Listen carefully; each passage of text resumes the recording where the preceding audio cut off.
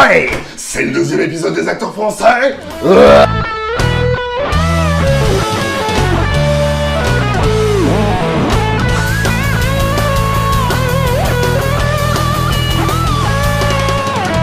Je sais pas si vous avez remarqué, mais des fois on croise des gens dans la rue et hey, tu connais Roland Giraud? Bien sûr. Trop cool. Abonne-toi. S'il te plaît. S'il te plaît. Aujourd'hui, on parle donc de Roland Giraud, messieurs, dames. En même temps, c'était marqué dans le titre, hein, donc si t'as pas compris, t'es pas con, mais pas loin. L'acteur est né le 14 février à Rabat. Et c'est donc un Verseau. Et cette fois, c'est très important. C'est vrai? Mais bien sûr que non. La carrière de l'acteur a eu des débuts difficiles. C'est à 18 ans qu'il arrête ses études pour suivre des cours d'art drame. C'est marrant, mais j'ai l'impression de le connaître, ce texte. Bah oui, t'as pris ta vieille fiche. Ah bah oui, quelle tête en l'air.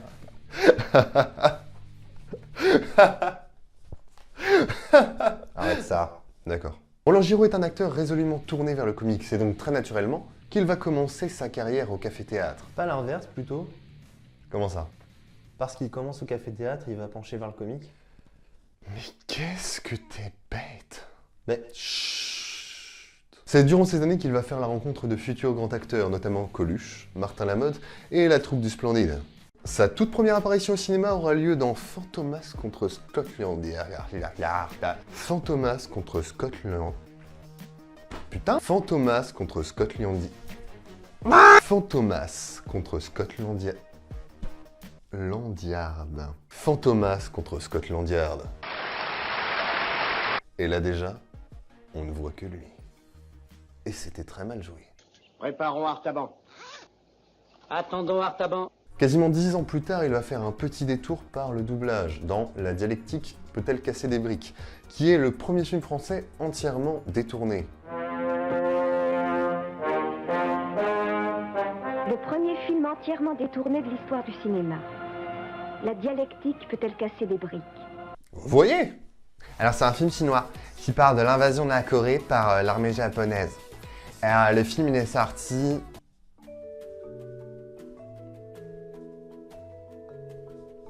un an après. Ouais. Alors... Non, c'est bien. Non, mais il y a des moments qui m'ont vraiment fait rire. Il a l'air con, c'est vrai. Mais c'est pas de sa faute, c'est celle du producteur. Le camarade secrétaire t'attend dans le local. Tu me plais pas, Larbin. Ils ont tous ton air de péninou là-dedans. Ça doit puer la Sorbonne des mauvais soirs. Tu vas encore goûter un peu de mon qualitatif à sexuer des bas quartiers. T'avais dit que tu utiliserais pas le tranchant. Du con. Faut jamais croire un bureaucrate. Tu pourrais être avec une copine ou à te masturber. T'es pas manchotte. Je viens de lire Reich. La fonction de l'orgasme. Dans une version non mastérisée. Le truc qui fait que je peux pas vous le conseiller, c'est que c'est long. C'est vraiment une curiosité. Si vous voulez le voir, je pense pas que vous irez jusqu'au bout, mais il est dispo sur YouTube. Le lien est dans la description. C'est la première fois que je le dis sur ma chaîne. Un an plus tard, il va avoir son premier vrai rôle, enfin. ¡Luis! Te creí al hospital. ¿Por qué al hospital? El señor me ha dicho que estabas herida. No tengo nada. ¿Elle n'est pas blessée? Non. Et le monsieur m'a dit qu'elle était passée par la fenêtre en faisant les carreaux. Que voulez-vous, mon ami? L'imagination est au pouvoir. On commence par voler et on finit par mentir. D'ailleurs, j'ai décidé de m'isoler. Étanche. Opaque. On voulait vous faire une surprise. Allez, montez, mon brave, on va tous à la campagne. À la sas? La pêche.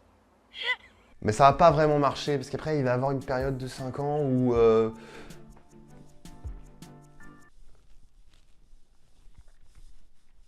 C'est clair? Jusqu'à son apparition dans Les Bronzés font du ski, qu'il fera remarquer comme un acteur qui sait jouer.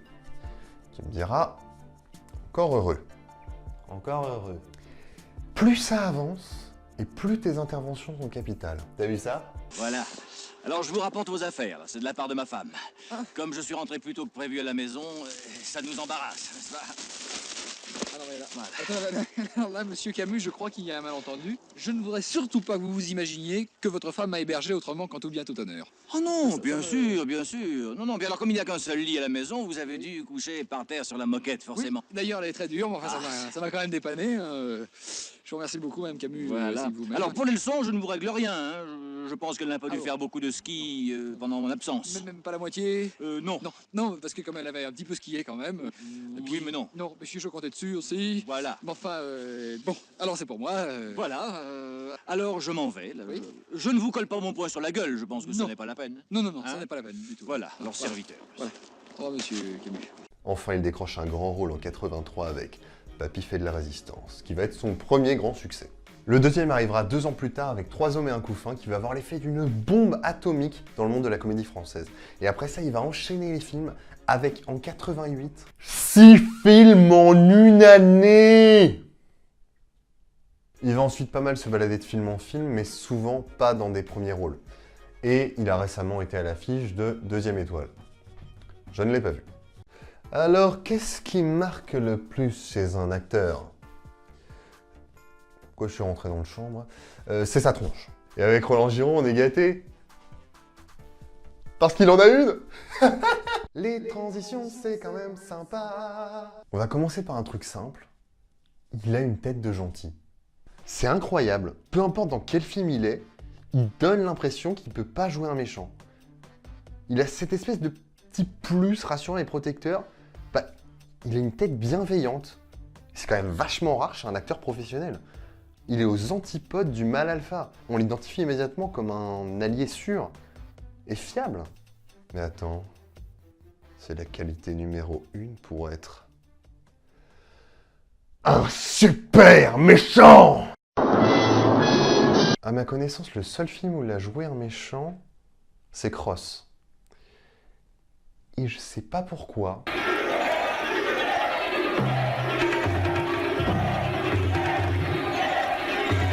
J'ai du mal à y croire. Restons sur son visage. Oh merde, pardon. Et parlons un peu d'interprétation. Malgré ce que j'ai dit précédemment, il faut pas croire que Roland Giraud se dresse dans cette catégorie d'acteurs qui jouent tout le temps les mêmes rôles. Il a été immigré espagnol, duc... Tout cela n'est pas raisonnable. Et quand la raison s'égare, où va l'homme? Moi, j'avais un ami qui avait été blessé pendant la guerre. Marie Jaloux, nazi... Il a joué un nazi. Beauf... Ah, un détail à pas oublier. Tu cries quand tu jouis? Bah, ça dépend. Non, je te demande ça parce qu'avec moi, tu vas sûrement crier. Voyou... On n'en parle pas de ça. Provincial, riche patron... Bon, il fallait bien que ça arrive, hein. Il l'a fait une fois. 2. Peut-être 3, mais... Et vous savez ce qui est le plus impressionnant? On y croit. Peu importe ce qu'il joue, on voit le personnage et pas l'acteur. Oui, enfin, c'est pas exceptionnel. Détrompe-toi. Alors attends. Toc toc toc. Que là? Pas moi. Haha, je m'essuie. Qu'est-ce que tu fais? Il a cette implication dans l'interprétation de ses rôles qui fait qu'on se retrouve en face du personnage et plus de l'acteur en train de jouer.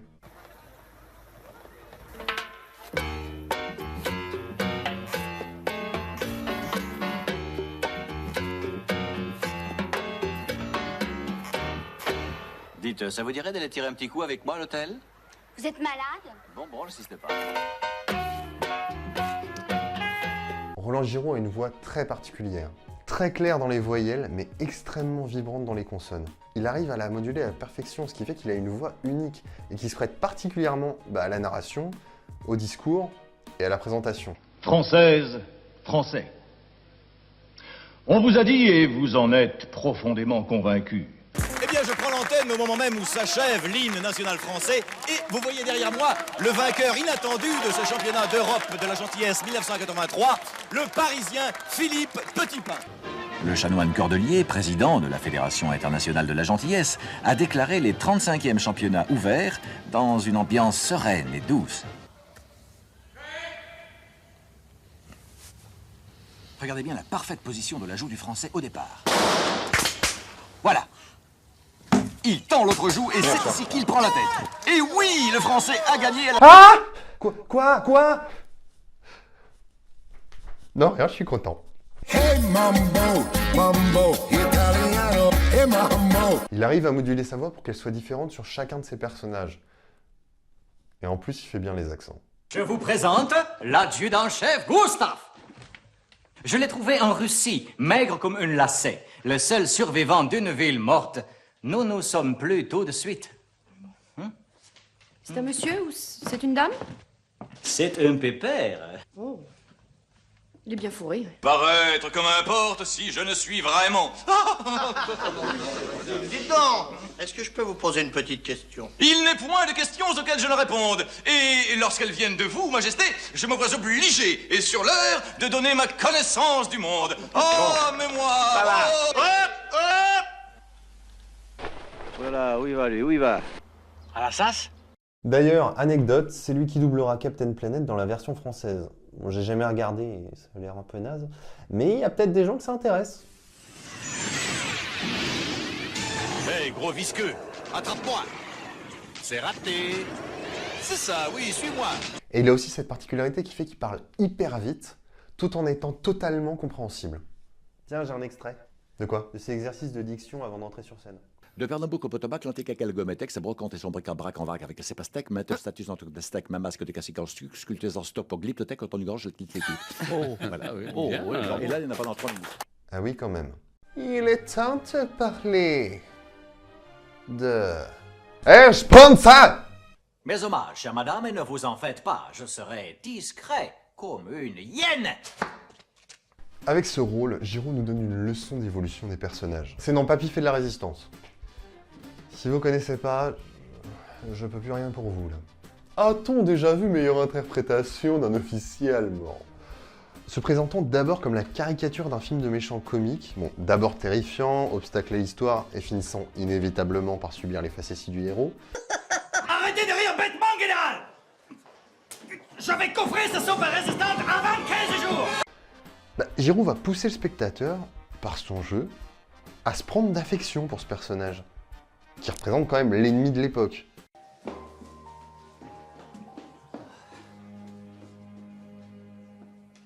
Gustave, je crois que j'ai fait une touche. Tu t'en fous! Tu es claqué comme moi! Je suis vraiment navré pour ce fâcheux incident. Je déteste les gens qui trahissent leur pays. Merci, Général Punch. Spons. Général Spons. Bien, je vais vous laisser. Wir brauchen so 500.000. Aber durch unsere sofortige Verstärkung wurden wir 3000, als wir am Hafen ankamen. Goethe! Nein.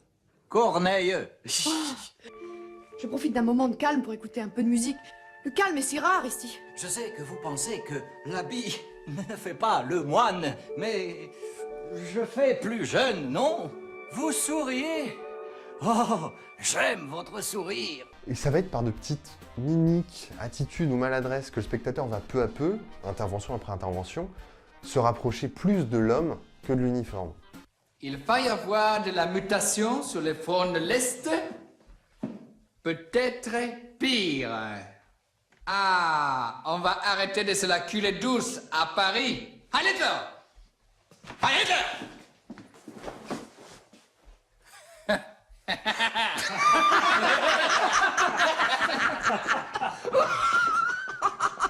Kluglist! Ça te fait rire? Non, général! Je suis foutu. Si je peux me permettre, général? Quoi? Mon pauvre frère travaille comme chauffeur chez le maréchal Köring. Kluglist, je m'en fous. Moi, j'aime bien la province.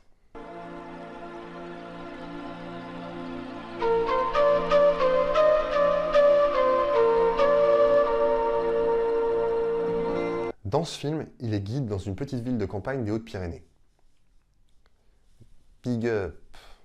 Et il va se retrouver acteur d'une pub réalisée par une agence parisienne. Vous, oui, vous avez une tête de montagnard. Je suis sûr que vous n'aurez pas peur, hein? Et dans ce film, c'est un montagnard. Il connaît la montagne, il aime la nature et ça se voit. C'est un campagnard pure souche.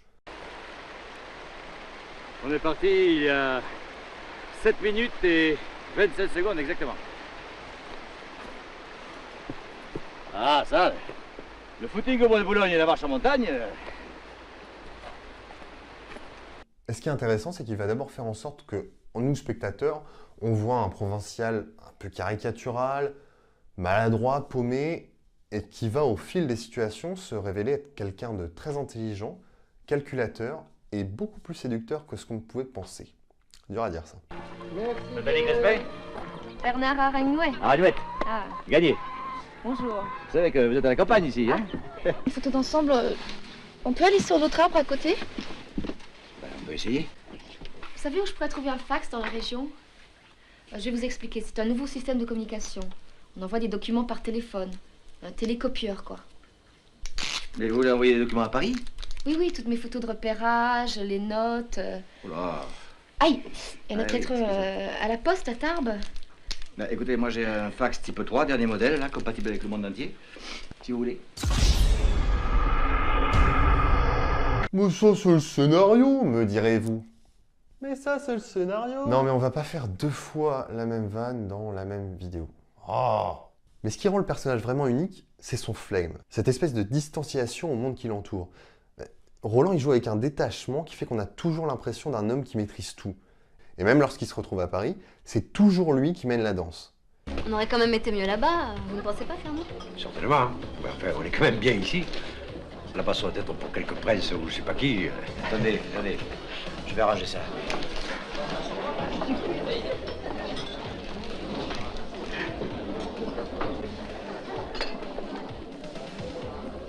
Bernard Araignouet de Mourlin. Je vous demande pardon, monsieur. Oh, putain, Bernard, qu'est-ce que tu viens? Tu es le petit Labatte. Eh oui, Tu sais que tu as grandi, je t'ai à peine reconnu. Mais tu as quitté Moulin-Quin. je compte plus. Mais quand je t'ai vu rentrer, je me suis dit, cette tête-là, j'ai vu quelque part. Ouais, mais t'as déjà perdu l'accent un peu. Un peu, ouais, un peu. On nous a mis là, nous. Ah oui, mais ils t'ont foutu une table de touristes. Ah bon, je sais pas, j'ai arrangé ça. Je vais te laisser mon téléphone, il faut qu'on se voit. Hein. Pierre! Oui, j'arrive. À 10 chattes, hein. Ouais, ok. Et ça passe par 2 choses.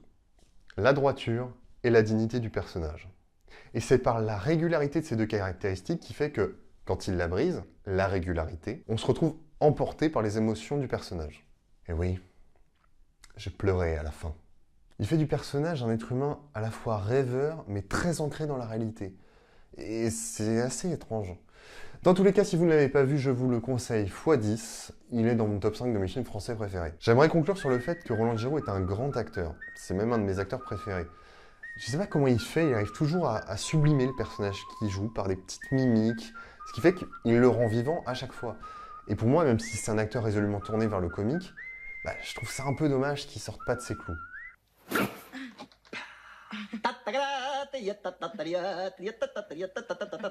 J'ai pas pu voir tous ces films pour 2 raisons. Déjà, il y en a beaucoup. Il en a tourné 53, et il a aussi tourné dans pas mal de films ou séries télévisées. Notamment dans Kaamelott. Parce que le machin que j'ai dans le dos, là, si je le mets en joue, c'est fini. La flèche, elle vous traverse la viande, elle vous perce la bassine, et peut-être même que le voisin dessous va nous apprendre dans le cul. Et deuxièmement, surtout parce que, honnêtement,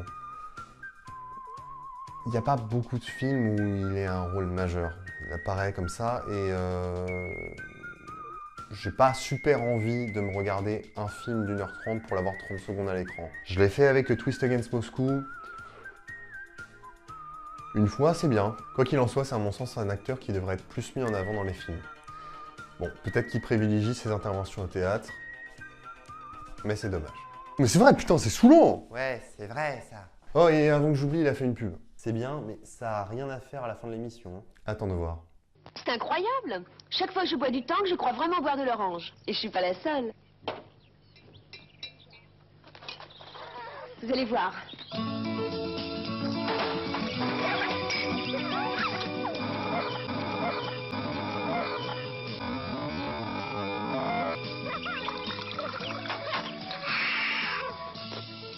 Incroyable ce goût d'orange. C'est bon tang, hein les enfants?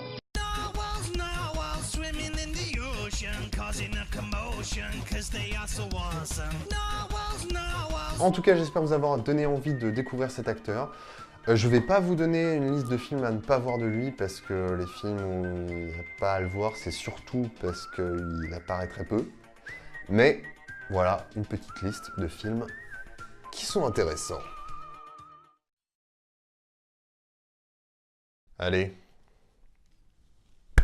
Go, Giro. Vous savez, un grand conquérant est un homme seul. Toujours. Regardez votre Napoléon, il écrivait des lettres bouleversantes à Joséphine devant Moscou qui brûlait. Ah, et moi, parfois, je me sens étranger aussi lorsque je suis loin de chez moi et j'ai envie de crier à une femme. Je n'ai pas changé. Je suis toujours ce jeune homme étranger qui t'a chanté des romances, qui t'inventait des dimanches, qui te faisait voyager. Je n'ai pas changé. Je suis toujours ce garçon un peu fou qui te parlait d'Amérique, mais n'était pas assez riche pour t'amener à Corfou. Et toi non plus, tu n'as pas changé. Toujours le même parfum. Bon, c'est bon, on a fini là? Ouais, c'est bon. T'as remarqué que quasiment tous les titres de ces films, ça pourrait être des noms de films porno? Comment ça? Bah, À nous les garçons, Une affaire d'homme, Le secret professionnel du docteur Affleglus, L'invité surprise avec Clara Morgan, Les infortunes conjugales, La petite allumeuse avec Clara Morgan toujours, Liberté, égalité, choucroute. Ah, t'es dégueulasse. Papy fait de la résistance. T'es allé voir sur mon PC? Oui. T'as vu les biens, hein? Ouais.